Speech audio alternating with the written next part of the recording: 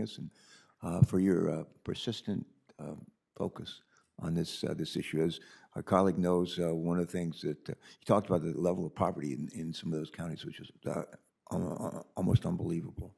And one of the things I've found in my own work as governor and as a chairman of the National Governors Association, I've always hugely focused on job creation, job preservation. You want to help somebody, the best way you can help is make sure they have a job and they can lift themselves out of poverty. The 8 years I was governor of Delaware, more jobs were created in those 8 years in Delaware than any 8 years in the history of the state. I didn't create one of them.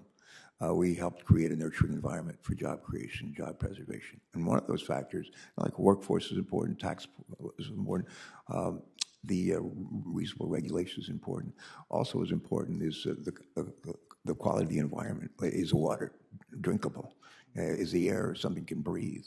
How about landfills and pollution, that sort of thing? All that's important as well, so it all works together.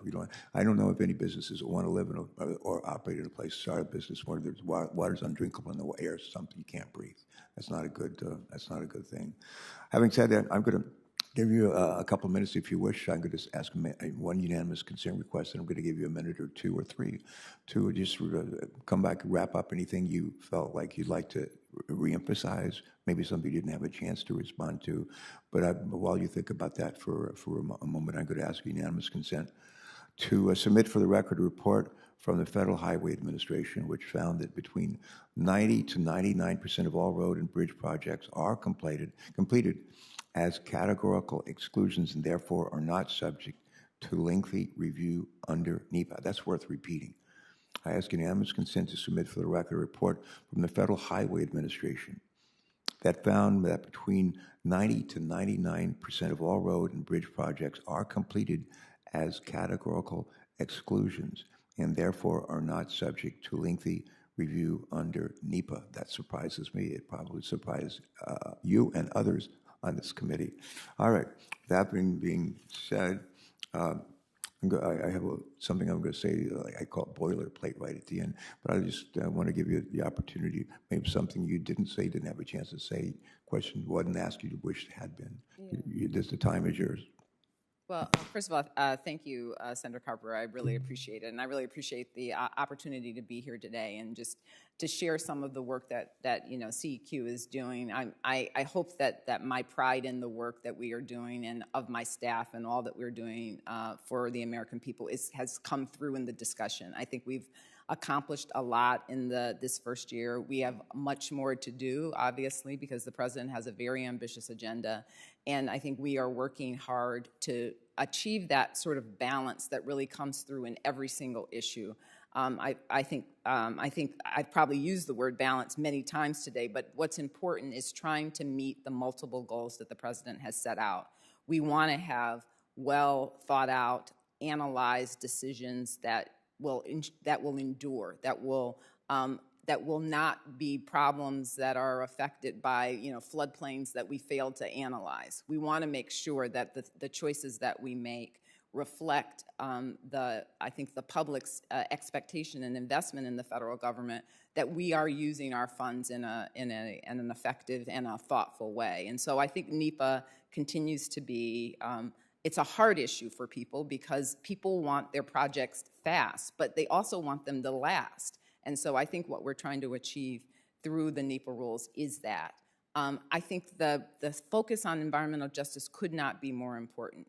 It is central that we reset the way in which we look at our approach to communities, our willingness to bring them into the process early, our willingness to make sure that they are part of our decision making. That doesn't mean we're going to agree on everything, but I think we ought to be working in a way that we're trying to minimize the impacts that people are feeling, even if we don't agree on an actual technology or an approach. But we should be trying to set things up so that people are not suffering because of choices that we're making. And so I think that continues to be really important in the work that we're doing. We didn't get into a number of areas that CEQ is working. We didn't talk much about sustainability today or a lot of the work that's going on in the conservation area, but I can just assure you that we are pursuing all of our issues with that same focus. Like, what is going to benefit the American people under the agenda that this president has set? How do we do it so that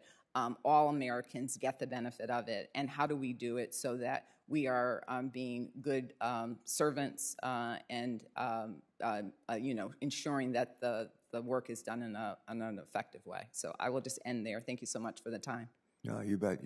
Thank you for those comments. Those are worth waiting for.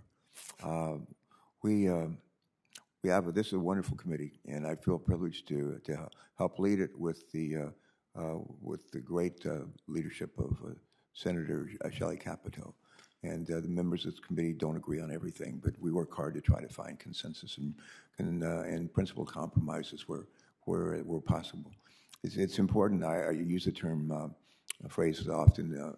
We can walk and chew gum at the same time, and that thought comes to mind as we discuss some of these difficult issues. But thank you for not only for coming today and for joining us and sharing an update of what y'all are up to at CEQ and the important work that you and your team are doing. Not without its challenges, but I think that you've demonstrated today and in the last months that you're up to the challenge. Thank you again for on Earth Day joining us in Delaware, for your attention to the concerns raised by Senator Wicker. And I think I heard in his comments an invitation maybe to head down to Mississippi sometime later this year. If you could do that, I know he'd appreciate that, and I would too. Before we adjourn, a little bit of housekeeping, and senators will be allowed to submit written questions for the record through the close of business on Wednesday, May 25th. We'll compile those questions. We'll send them to you and your staff. We ask that you reply